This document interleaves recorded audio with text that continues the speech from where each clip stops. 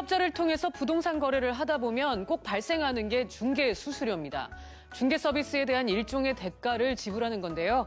그런데 중개 수수료가 어떻게 측정되는지 또 제대로 낸 게 맞는지 이런 궁금증이 생길 때가 있죠. 그래서 오늘은 중개 수수료를 파헤쳐보는 시간을 가져볼까 합니다. 송승현 부동산 전문가 모셨습니다. 어서 오세요. 네, 안녕하세요. 네. 이 중개 수수료도 국가에서 정한 범위가 있다고요? 어떻게 정해져 있나요? 네, 보통 이 중개 수수료라는 게 지역별로 좀 정해져 있고요. 그다음에 거래 유형별로 좀 정해져 있고, 그다음 주택이냐, 주택이 아니냐에 따라서 좀 정해져 있습니다. 그래서 주택 같은 경우는 나와 있듯이 5천만 원 미만부터 9억 원 이상 이렇게 쭉 정해져 있는데요. 네.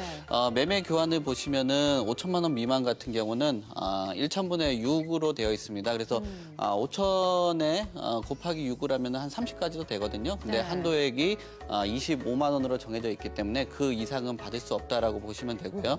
5천만 원에서 2억 미만도 마찬가지로 한도액이 60만 원으로 정해져 있기 때문에 그 이상의 추가 중개 수수료는 불가능하다라고 보시면 될 것 같습니다. 또 임대차 부분에 대해서도 나와 있는데요.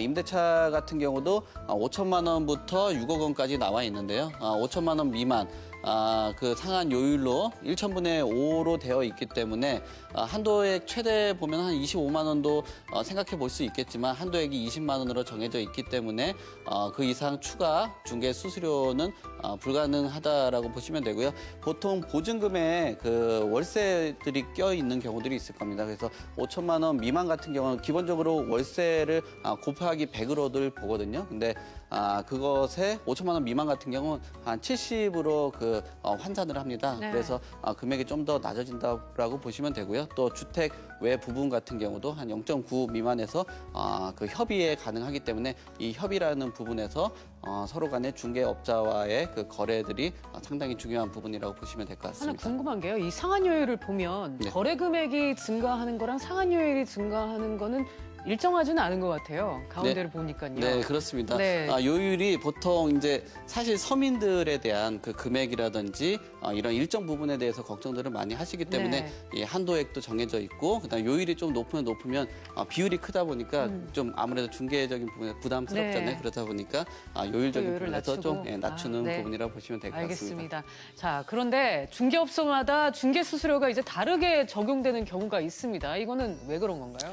네, 지금 뭐 중개하다 보면은 어떤 특별한 뭐 사정이 생겨서 좀 나가야 되는 경우들도 있고 그러다 보니까 아무래도 뭐 을 입장에 위축이 되게 돼요. 그러면 우리가 뭐 공동 중개를 해준다라든지 여러 가지 뭐 제시를 합니다. 그래서 추가적인 중개 수수료를 뭐 조금 원하는 경우들도 있고요. 또 특히나 최근 들어서 뭐 여러 가지 뭐 오피스텔 부분 같은 경우도 예전에 그 상가하고 그 기존에 업무용으로만 쓰다가 지금은 또 주거용으로도 쓰기 때문에 이런 거에 대해서 인식을 정확히 못 하시는 분들이 있어요. 그래서 기존에 있던 0.9를 0.5로 환산을 하지 않는 경우들이 있기 때문에 이런 부분들 잘 모르시는 부분 또 특히나 거래를 많이 안 하셨던 부분 같은 경우 또 과거에 있었던 그 거래 상식을 갖고 접근을 하시다 보니까 이런 부분에서 조금 오해가 생기고 추가적으로 지불하고 자기도 잘 모르고 그냥 일정 부분 지불을 하는 경우들이 상당히 뭐 비일비재하다라고 보시면 될 것 같습니다. 그렇군요. 중개업자와 협의해서 중개 수수료의 부담을 줄일 수 있다면 좋겠지만요. 만약 중개업자가 높은 수수료를 요구할 경우 수요자는 어떻게 대처를 해야 할까요? 네, 아까 말씀드렸듯이 잘 모르고 그냥 뭐 세금 계산서라든지 현금 영수증 발행들을 안 하는 경우들도 있어요. 그러다 보니까 정확한 수수료 요율 책정이 중요한데요. 법정 그 수수료 아까 그 초반에 나왔던 그 수수료율을 계산을 하시고요. 그다음에 적정 수수료 그 국가에서 정한 그 수수료를 정확히 짚어보시길 바라겠고요. 혹시라도 그 추가적인 그 높은 중개 수수료를 요구를 받았다면은 행정기관에 신고를 할 수 있습니다. 그래서 뭐 이런 일들이 많이 생기면 좋지는 않겠지만 중개업소 또한 6개월의 영업 정지까지도 처분이 가능하기 때문에 서로 완만한 합의, 그다음에 국가에서 지정한 그 중개 수수료로 조금 거래들이 이루어졌으면 좋겠습니다. 네. 그런데 본인이 거래하는 부동산의 지역이나 금액 등을 따져서 적정 수수료를 알아내는 건 사실 쉽지 않습니다. 간편하게 알아볼 수 있는 방법이 있을까요? 네, 가장 간편한 거는 요즘에 그 휴대폰 들고 다니면 어플리케이션들 네. 많이 있을 거예요. 그 어플리케이션에 앱들 보시면 검색할 수 있는 여러 가지 앱들이 있는데요.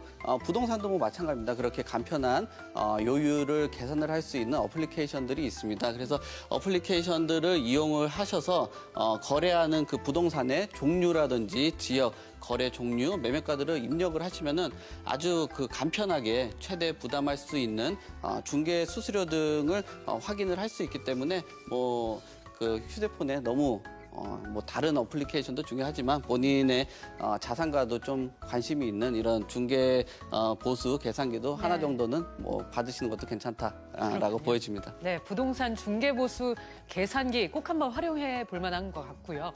마지막으로는 중개 수수료를 낼 때 수요자가 꼭 이것만은 알아야 된다 싶은 게 있으면 알려주시죠. 네, 중개 수수료들 계산할 때 가장 중요한 거는 그 거래되는 계좌를 이용하는 게 좋아요. 왜냐하면은 항상 그 소명 자료라든지 증빙이 될 수 있는 그 자료들이 중요하거든요. 네. 그래서 중개 수수료 지불할 때는 거래되는 그 계좌를 꼭 이용하시길 바라겠고요. 중개 수수료 지불할 때 영수증을 꼭 챙기시길 바라겠어요. 부동산들 잘 찾아보시면은 앞에 현금 영수증 발행이라는 것들 스티커들 잘 붙어 있습니다. 그래서 수수료 이상의 지불을 한 경우는 그 국가에서 정한 그 수수료 이상 요율이 넘었다 하면은 반환 청구도 가능하다라고 보여지고요. 또 2009년 이후에는 중개 수수료 소득 공제가 가능하기 때문에 현금 영수증 꼭 영수증을 발행을 받는다면은 충분히 소득 공제도 받을 수 있어서 여러 가지 좀 유리한 부분들이 있다 보니까 이런 부분들 꼭 잘 챙기신 다음에 접근을 하셨으면 좋겠습니다. 네, 오늘은 송승현 전문가와 함께 부동산 중개 수수료 관련해서 자세히 알아봤습니다. 오늘 시간 감사합니다. 네, 감사합니다.